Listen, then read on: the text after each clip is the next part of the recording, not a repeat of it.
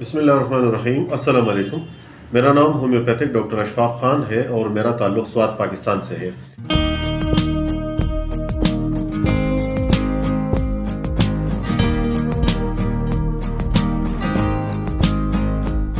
आज अपेंडिसाइटिस का टॉपिक है हमारा और इस वीडियो में हम ये समझने की कोशिश करेंगे कि अपेंडिक्स का पेन और यूटीआई के पेन में फ़र्क क्या होता है, या फिर अगर फीमेल है उसके ओवरीज में पेन हो रहा है, यानी राइट साइड की ओवरी में पेन हो रहा है, तो इन सब में डिफ्रेंशिएट आप कैसे करेंगे, कैसे आप अपेंडिक्स का या अपेंडिसाइटिस के पेन के मरीज़ को आप उससे बाहर निकाल सकते हैं और इमरजेंसी में उसको आप सही एडवाइस दे सकते हैं ताकि उसको प्रॉपर ट्रीटमेंट मिले और उसकी जान बच जाए।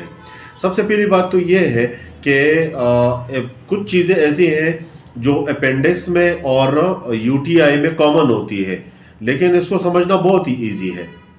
मिसाल के तौर पे दर्द की वजह से वॉमिटिंग ये कॉमन है, ठीक है ना। राइट साइड पे पेड़ों में दर्द का महसूस होना, शदीद पेन होना, यूटीआई में भी होता है और रीनल स्टोन में, यानी अगर पथरी वगैरह हो, यूरेटर में पसी हुई हो, उससे भी दर्द उठता है और अपेंडिक्स में भी इस तरह का दर्द होता है। इन दोनों में फ़र्क करना बहुत ज़्यादा आसान है। अपेंडिक्स के मरीज़ में चंद चीज़ें हैं जो आपने याद रखनी है और वो यूटीआई के मरीज़ में नहीं होती हैं, और ना ही वो ओवरीज जो फीमेल है उसके ओवरीज में पेन हो, राइट साइड की ओवरी में पेन हो या पॉलीसिस्टिक ओवरी की वजह से उसको मसला हो। तो इस पेन में, यूटीआई के पेन में और अपेंडिक्स के पेन में बहुत ही आसान फ़र्क है। कुछ चीज़ें हैं जो अपेंडिक्स के मरीज़ में होती हैं वो यूटीआई और उस मरीज़ों में नहीं होती। मिसाल के तौर पे सबसे बड़ी अलामत ये होती है कि जो अपेंडिसाइटिस का जो मरीज़ होगा वो सबसे पहले नाफ के इर्द गिर्द या पेट में, पूरे पेट में मरोड़ और दर्द की शिकायत करेगा।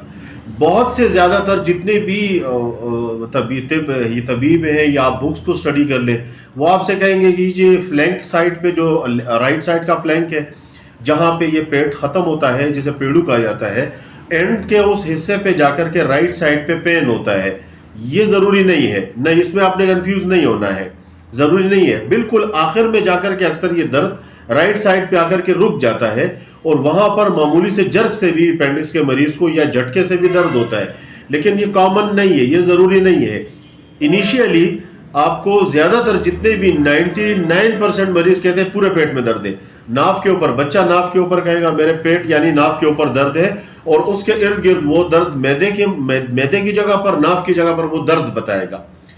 2-4 कदम उस बच्चे के लिए चलना मुश्किल होता है, 2-4 कदम चलेगा वो बैठ जाएगा, यानी वो झटके बर्दाश्त नहीं कर सकता, मुसलसल कांस्टेंट पेन होता है। अच्छा, एक सबसे ज़रूरी बात इसमें यह है कि इस मरोड़ के साथ, इस दर्द के साथ बार बार बच्चे पर मुर्दनी छा जाती है, यानी उसके होंठ नीले हो जाते हैं और दर्द की वजह से अचानक वो बेहाल हो जाता है। तो ये यूटीआई में नहीं होता है और ये ओवरीज के पेन में भी इस तरह से नहीं होता है, लेकिन ये अपेंडिक्स के मरीज में कॉमन होता है कि बार बार शिद्दत दर्द की वजह से उसके होंठ नीले हो जाते हैं और वो बेहोशी की तरफ चला जाता है।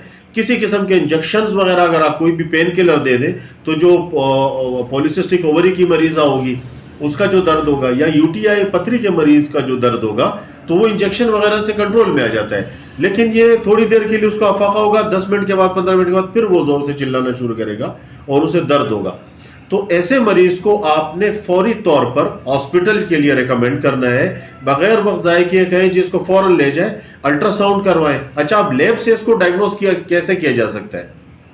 मिसाल के तौर पे आपने ये सारी अलामात देख ली हैं, फिर भी आप शक में हैं कि इस बच्चे को यूटीआई है या इस फीमेल को या जो पेशेंट है उसको यूटीआई है, ओवरी का पेन है या फिर अपेंडिक्स का पेन है।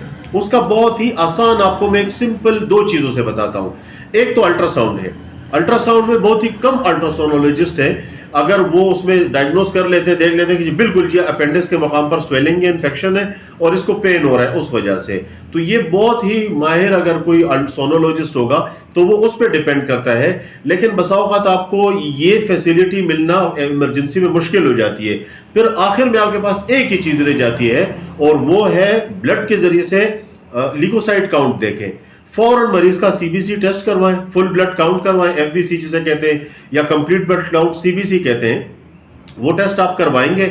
उसमें याद रखें व्हाइट ब्लड सेल जिसे हम टोटल ल्यूकोसाइट काउंट कहते हैं, टीएलसी कहते हैं, मरीज का टीएलसी इंक्रीज होगा, यानी 11,000 समथिंग जो है वो मरीज की नॉर्मल लिमिट होती है, ये एक्सीड आपको आएगा 15,000, 14,000, 13,000, 12,000, ठीक है ना, 18,000, 20,000 तक ये अगर आ जाए, अगर ये टीएलसी की जो मरीज का टीएलसी है वो नॉर्मल लिमिट तक से एक्सीड हो या नॉर्मल लिमिट के एंड तक भी हो, तो भी आप फिल फॉर मरीज को जो है वो अपेंडिक्साइटिस, इसको अपेंडिक्स का पेन है, ये श्योर है कि मरीज के जिस्म में इन्फेक्शन मौजूद है और ये टीएलसी काउंट जो है ये रफ्ता रफ्ता बढ़ता रहता है।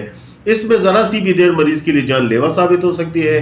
खुदा ना खास्ता अगर ये अपेंडिक्स रप्चर हो जाए यानी फट जाए तो फिर सर्जन्स के लिए इसको सर्जरी करना, उसमें काफ़ी ज़्यादा टाइम लगता है और लाइफ थ्रेटनिंग भी है, ज़िंदगी को ख़तरा दो चार होता है। तो उम्मीद करता हूँ मेरी ये वीडियो आपके लिए फ़ायदेमंद होगी। एक ज़रूरी बात मुझे याद आई, होम्योपैथी की तरफ आते हैं। होम्योपैथिक में बेस्ट मेडिसिन है, आप इमरजेंसी में मरीज को ये मेडिसिन दे सकते हैं ताकि वो सर्जरी तक जाए या फिर सर्जरी से बच जाए। काफ़ी ऐसे केसेस में अगर अपेंडिक्स का पेन इनिशियल स्टेजेस में होता है, आप ये मेडिसिन देंगे, अपेंडिसाइटिस खत्म हो जाता है, अपेंडिक्स का जो आप इन्फेक्शन है वो खत्म हो जाता है, स्वेलिंग खत्म हो जाती है, ड्रेन जो बंद हुई है वो क्लियर हो जाती है और अपेंडिक्स की स्वेलिंग खत्म हो जाती है। इसमें top of the list remedy याद रखें, top of the list remedy Iris tenax, Iris versicolor को जब आप स्टडी करें उसमें विलियम बोरक की बुक में, तो आयरस टेनिक्स की यही अलामात आपको मिलेंगी जो मैंने आपको अपेंडिक्स के मरीज में बयान किए। जो अलामात आयरस टेनिक्स में बयान किए हैं, सिंपल अपेंडिसाइटिस का पेशेंट वही अलामात देगा।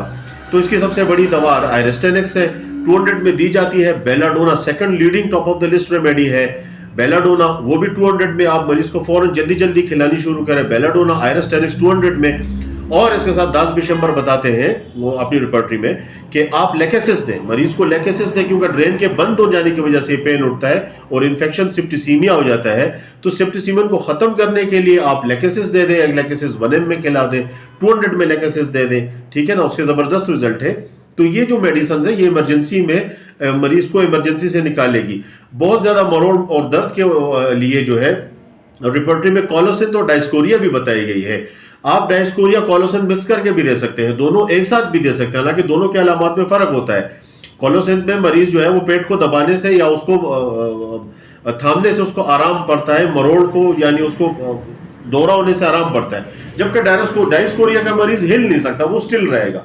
तो अपेंडिसाइटिस में डायस्कोरिया या फिर गैल ब्लैडर स्टोन में डायस्कोरिया के अच्छे रिजल्ट है, लेकिन आप दोनों भी दे सकते हैं, इसमें कोई हर्ज नहीं है। उम्मीद करता हूं मेरी ये वीडियो आपके लिए फायदेमंद होगी। मुझे अपनी दुआओं में याद रखिए। Thank you very much. Allah Hafiz.